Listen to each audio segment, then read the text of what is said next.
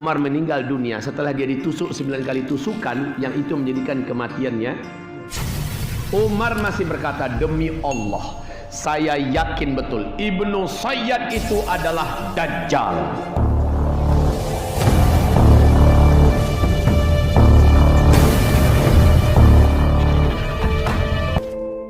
Di zaman Nabi Muhammad SAW ada seorang lelaki yang gak pernah mau gabung dengan para sahabat, apalagi mendekat kepada Nabi, paling anti dia. Laki-laki ini namanya adalah Ibnu Sayyad. Posturnya, bentuknya mirip dengan Dajjal, dan dia memiliki kemampuan yang orang biasa tidak punya. Laki-laki ini anti betul mendekati para sahabat, apalagi Nabi Muhammad. Selalu mengintai-intai dan melihat-lihat dari jauh. Satu ketika Rasulullah dengan Umar bin Khattab sedang di luar, selagi ngobrol-ngobrol, dari arah kebun kurma nampak Ibnu Sayyad ini sedang mengintai-intai, Pak. Dari batang kurma ke batang kurma yang lain, dia melesat dengan kecepatan yang manusia biasa nggak ada yang punya kecepatan itu. Sep, sep, sep, sep, begitu cepatnya. Umar segera menghunus pedangnya dan dia minta izin pada Rasulullah. Ya Rasul, izinkan saya. Kata Rasul, mau ngapain? Saya mau bunuh itu. Dia adalah Dajjal. Saya yakin ya Rasul, dia adalah Dajjal. Maka apa kata Nabi? Hai Umar, jika itu benar-benar adalah Dajjal, bukan kamu orang yang sanggup melawannya. Dia bukan lawan kamu, dia bukan tandingan kamu. Dan kalau dia bukan Dajjal, apa guna bagi kamu membunuh orang? Coba lihat bahasa Nabi, digantung bahasanya ya. Kalau Nabi mau, simpel saja. Hai Umar, ente mah terlalu semangat. Dajjal itu ntar akhir zaman, hai Umar. Itu bukan Dajjal. Apa salahnya Nabi ngomong kayak gitu kan? Tapi bahasa Nabi dibuat gantung. Kalau itu Dajjal, kamu bukan lawannya. Kamu kagak ada apa-apanya Umar. Dan kalau dia bukan Dajjal, lalu kamu bunuh dia, apa guna bagi kamu bunuh orang sembarangan? Gitu. Coba kaum muslimin, ternyata ketika Rasulullah meninggal dunia, digantikan kekhalifahan oleh pemerintahan oleh Abu Bakar As-Siddiq. Abu Bakar meninggal dunia, Umar yang menjadi khalifah. Menjelang Umar meninggal dunia setelah dia ditusuk 9 kali tusukan yang itu menjadikan kematiannya, Umar masih berkata, demi Allah, saya yakin betul Ibnu Sayyad itu adalah Dajjal. Coba lihat, ternyata keyakinan itu tetap dipelihara oleh Umar bahwa Ibnu Sayyad adalah Dajjal. Ternyata Umar bin Khattab nggak sendirian dalam keyakinan itu. Safiyah juga sangat yakin radhiyallahu anha bahwa Ibnu Sayyad adalah Dajjal. Aisyah radhiyallahu anha juga sangat yakin Ibnu Sayyad adalah Dajjal. Anas bin Malik, Abu Dzar Al-Ghifari, Ubay bin Ka'ab, sahabat-sahabat Nabi tidak sedikit yang yakin bahwa Ibnu Sayyad adalah Dajjal.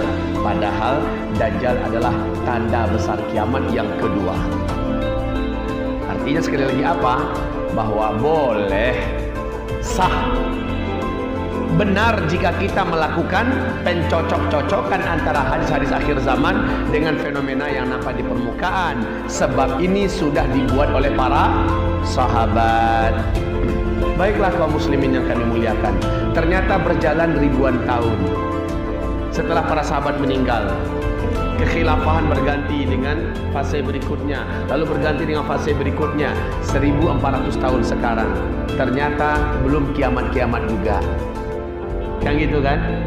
Maka Masya Allah, ternyata di zaman ini hadis-hadis tentang akhir zaman yang diceritakan Rasulullah saling berlomba memaksakan diri, ibaratnya menampakkan diri untuk memberitahu kepada orang banyak, inilah akhir zaman. Saya akan buktikan nanti insya Allah ta'ala.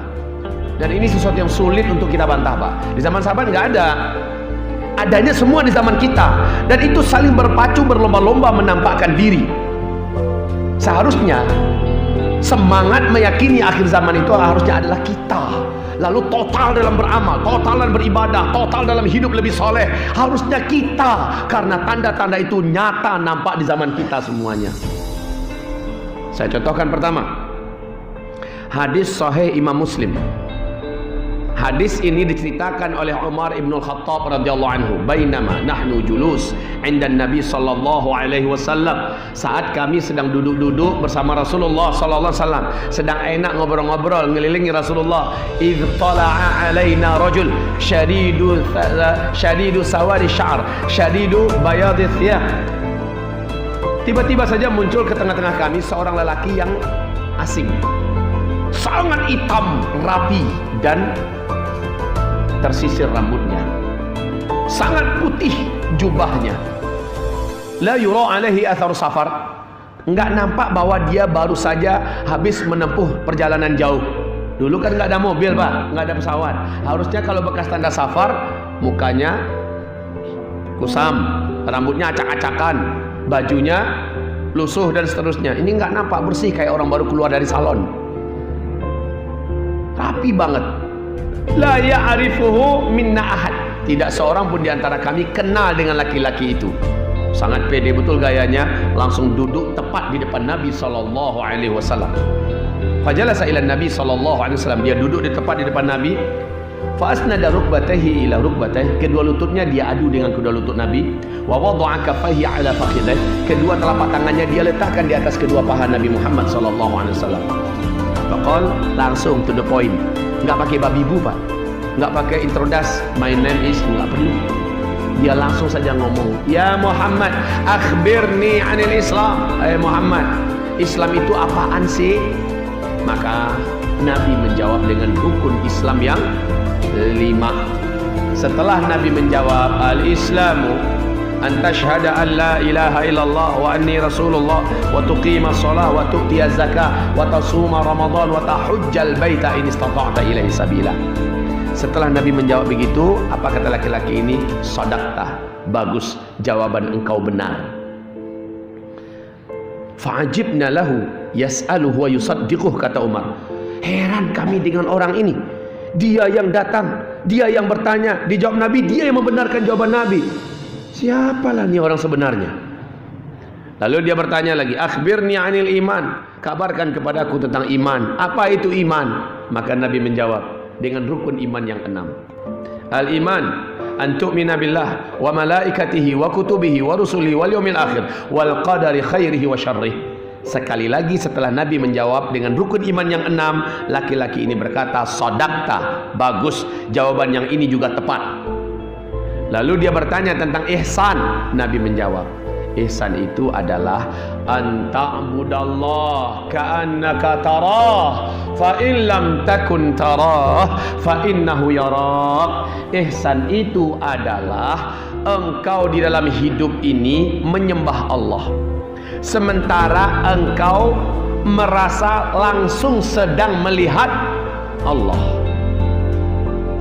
Tukang Pak kalau lagi kerja membangun, tukang bangunan lagi kerja, ada bos majikan yang rumahnya sedang dibangun di situ. Si tukang melihat bahwa bosnya sedang perhatikan, dan dia juga bisa melihat si bosnya. Kira-kira menurut Bapak Ibu, maksimal nggak si tukang memperlihatkan kerjaan yang terbaik? Maksimal. Itu disebut dengan ihsan. Kalau engkau dalam hidup ini bisa menyembah Allah dalam hidup ini, sementara engkau yakin engkau seolah sedang melihat Allah, maka engkau sedang ada di puncak ihsan. Fa in lam takun tarahu fa innahu yarak. Minimal jika engkau belum sampai ke level itu, engkau hidup menyembah Allah subhanahu wa ta'ala di kehidupan dunia ini, sementara engkau merasa sangat yakin Allah sedang terus melihat kepadamu. Ini level ihsan yang standar. Setelah menjawab demikian, laki-laki ini bertanya, mata sa'ah, hai Muhammad, kapan kiamat akan terjadi? Kemana-mana engkau cerita kiamat sudah dekat, kiamat sudah dekat, sehingga semua kami yakin kiamat itu seolah akan terjadi di zaman kami. Tahun berapa sih? Bulan berapa? Tolong exactly-nya itu kapan? Nabi berkata, minta maaf, mal mas'ulu anha bi'a'lama minas sa'il. Untuk pertanyaan yang satu ini, orang yang ditanya tidaklah lebih tahu daripada orang yang bertanya. Panjenengan mungkin lebih tahu kapan, tapi saya nggak tahu. Oh, mulai para sahabat paham, memang ini bukan orang biasa. Lalu dia bertanya lagi, Akhbirni an amaratiha. Awas, jawaban Nabi mengatakan saya tidak tahu. Ini adalah akidah kita semua, akidah ahlus sunnah wal jamaah sampai hari kiamat, bahwa tidak ada selain Allah di langit dan di bumi seorang pun makhluk yang tahu kapan kiamat akan terjadi. Jadi ramalan-ramalan kiamat, penyebutan tahun kiamat dan sejenisnya wajib ditolak mentah-mentah. Kalau ada yang ngaku tahu kiamat akan terjadi tahun berapa, bulan berapa, maka ini orang wajib didustakan, walaupun jenggotnya dari sini sampai ke Mekah panjangnya. Wajib didustakan. Karena Allah sudah kunci. Ila rabbika muntahaha. Hanya Allah yang tahu kapan pastinya kiamat. Oke, setelah Nabi menjawab demikian, saya nggak tahu, mungkin kamu lebih tahu daripada saya. Maka laki-laki itu bertanya, akhbirni an amaratiha. Kalau ciri-cirinya ente tahu nggak, hai Muhammad? Kata laki-laki yang bertanya, kalau ini pertanyaan ente, ini gue banget ini, kata Nabi. Ini memang saya spesialisnya. Sini dengerin baik-baik ya. Saya bocorkan sedikit aja, kata Nabi. Antalidal amatu rabataha wa antaral hufatal uratal alata ri'a asya yatatawaluna fil bunyan. Setelah Nabi menjawab demikian, laki-laki tersebut puas, lalu dia pergi. Baru aja jalan, dicolek oleh Rasulullah Umar dekatnya. Umar, ente tahu tuh orang siapa? Kagak ya Rasul. Umar, tangkap, bawa dia ke sini. Giliran kita yang tanya tuh orang siapa. Siap ya Rasul. Maka segera Umar dengan langkahnya yang sigap. Dalam sejarah kan langkah kaki Umar bin Khattab itu Pak, hampir 2 kali langkahnya para sahabat yang lain, karena dia tinggi besar. Umar bin Khattab itu terkenal di Jazirah Arab jagoan gulat, jagoan tinju, jagoan kelahi. Lawan gulat kalau tahu lawannya adalah Umar, langsung kencing di tempat. Nah Umar ini kata para sahabat dalam sejarah, kalau dia naik ke atas seekor kuda perang yang sudah dewasa, bukan kuda poni. Kedua kaki Umar tidak diletakkan di atas tirap, di atas besi tempat meletakkan kaki, nggak usah diletakkan. Maka kudanya jalan. Kedua ujung kaki Umar bin Khattab ini bisa membuat 2 garis di jalan. Ini menandakan tinggi besar Umar bin Khattab. Nah, dengan langkah yang sigap dan cepat, dia tinggi besar tapi lincah Pak, sigap, menyusul keluar. Udah nggak ada. Nah luar itu Masjid Nabawi kan masih banyak gurun Sahara yang luas. Rumah masih jarang-jarang, nggak kayak kita Pak, banyak lorong-lorong tikus. Baru keluar rumah begitu padatnya kan, hilang orang wajar. Kalau ini enggak. Kemudian Umar sudah nggak dapat lagi datang pada Rasulullah. Ya Rasulullah, he's gone. Ini, ya Rasulullah udah pergi, udah hilang, nggak tahu tuh kemana. Kata Rasul, innahu Jibril.